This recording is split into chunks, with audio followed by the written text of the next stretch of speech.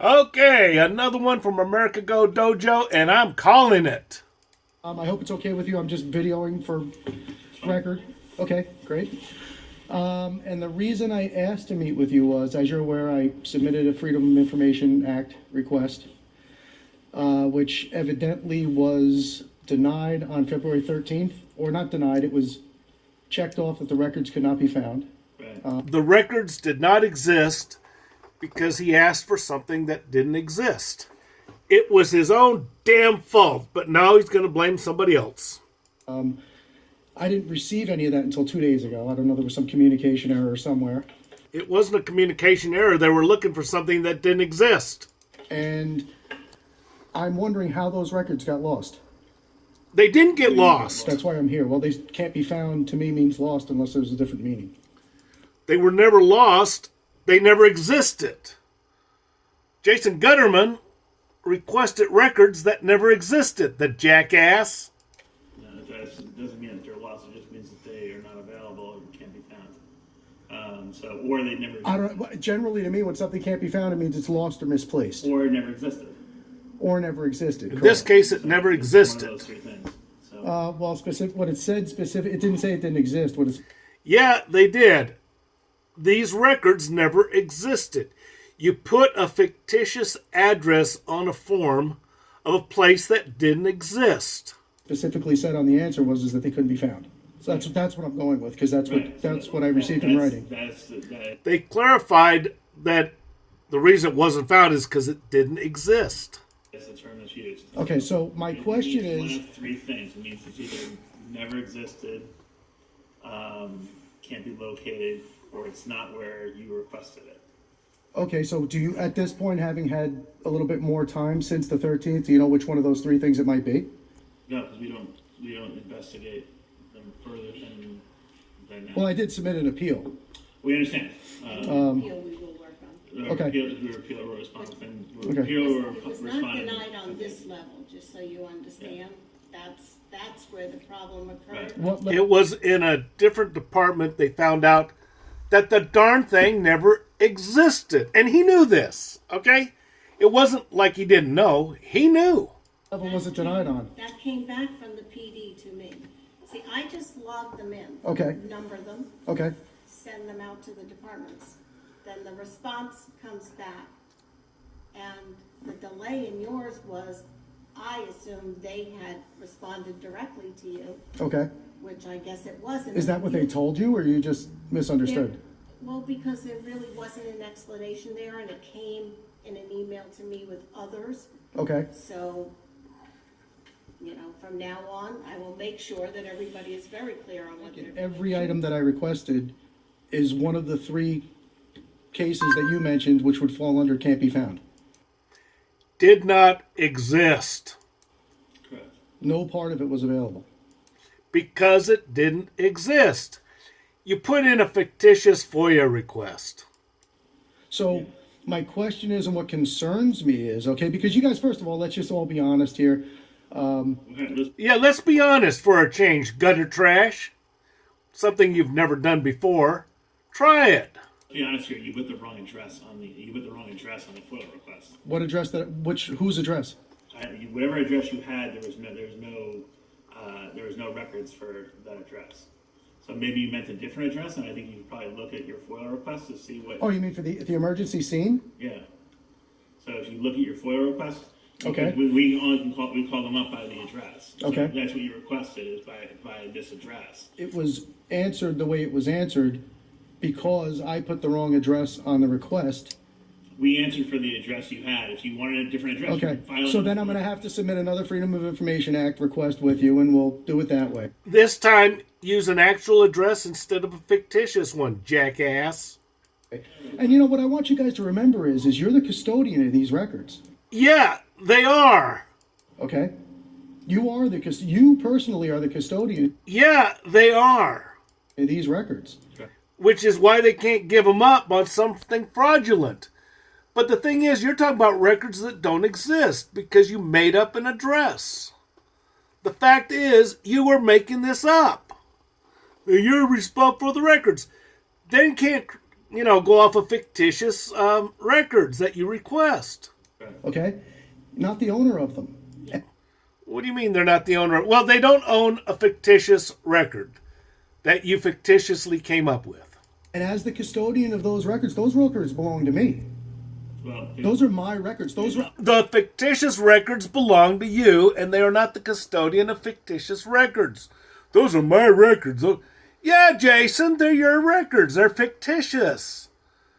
And that's why these guys don't have them. And that's the whole thing.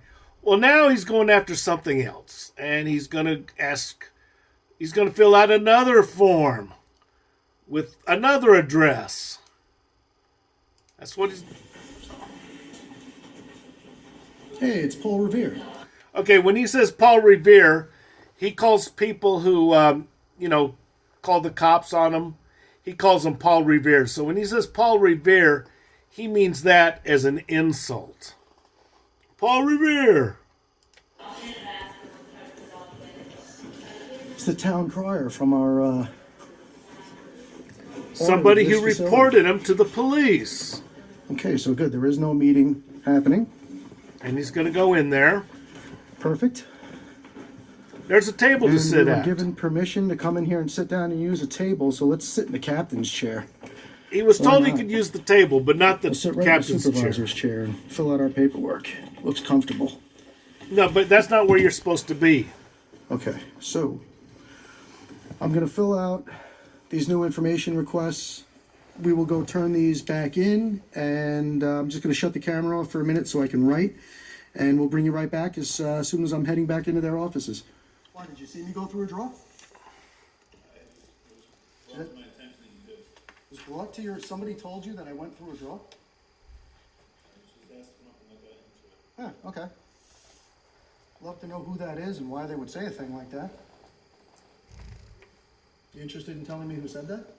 No, I didn't think you would be. You know you're not Is there any, supposed to sit there. While you're here, would you mind me asking you if there's any animosity or any Trying to issues pick a that fight. you're having with me? Because I sense some sort of a frustration with you. No? Okay, I'm here trying to get my work done, and you actually came in and interrupted me filling out. You're the not table. supposed to be at that desk. I asked permission if I could come in here and use a desk. Yeah, it's actually use the table. Well, nobody specified that, and Okay. asking me to move to the table, I will certainly entertain that request, but nobody's asked me to. That'd be nice. Okay, can I finish filling this out and then I'll actually just leave? Yeah, that'd be great. Okay. It's just funny to me how you guys, well, you personally, I shouldn't even say you guys. He's picking a You fight. to treat somebody like a criminal because they come in here and ask for some information. You are a criminal. You just came in here and you're a basically accused dick. me of going through drawers. I mean, I don't- Yeah. I asked if you did. Yeah, because somebody told you that I did. Yeah. That's why Yeah. I asked. So somebody lied to you. No. How does Wouldn't go that somebody far. works here under your command is giving you bad information. No. Under my command. Well, whoever it is. And they have reason to suspect you of stealing, yeah. It's not like you don't have a Foolish criminal thing to record. say. But the thing is, he knows he's not supposed to be there. Everybody knows that. Okay, so that's Jason Gutter Trash picking a fight. And he's being watched. That's cool for you today? Ends at 2:45. Okay, no school for you today? How come you're not at school? And Jason says, well, school ends at 2:45. Jackass! You use that at 2 o'clock meeting. But, and his lawyer says, yeah, but he was here at 2 o'clock at a 2 o'clock meeting. No school? Jason pulled his kid out of school. I mean, like, permanently. Right. Yeah, that's right. Yeah, he was here for a 2 o'clock meeting. Okay, you said school ends at 2:45. So what was he doing there at a 2 o'clock meeting? So figure that out. I took him out of school 45 minutes early. Oh, yeah, figure it out. It's up to you to figure it out. Yeah, we did figure it out. He doesn't go to school. You lying jackass. But that's the problem with Jason Gutter Trash. He's a big problem. He's going to continue being a big problem.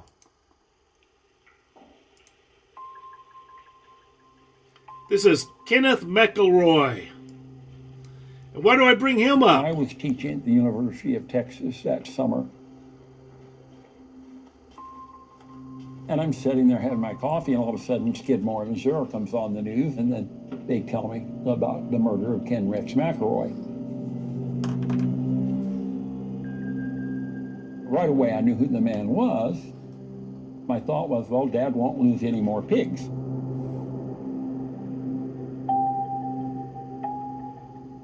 Well, open your mouth too much. And it's not right. One murder is not right. They was proud they did. That's how they felt. Kenneth Was McElroy. proud they had killed him. nobody deserves to be murdered. However, something had to be done for the safety of this community. Okay, so why do I bring up Kenneth McElroy? Because I brought up Jason Gutter Trash. Yeah. Okay, so we got two other Kenneth McElroys, okay? We got Don Shipley and Jason Gutter Trash. Yeah. In the 1980s, we had Ken McElroy. Today, we got these two jackasses. He has been arrested before. And let's make it 3 jackasses because his son is on the same path. This is America Go Dojo, and I'm calling it.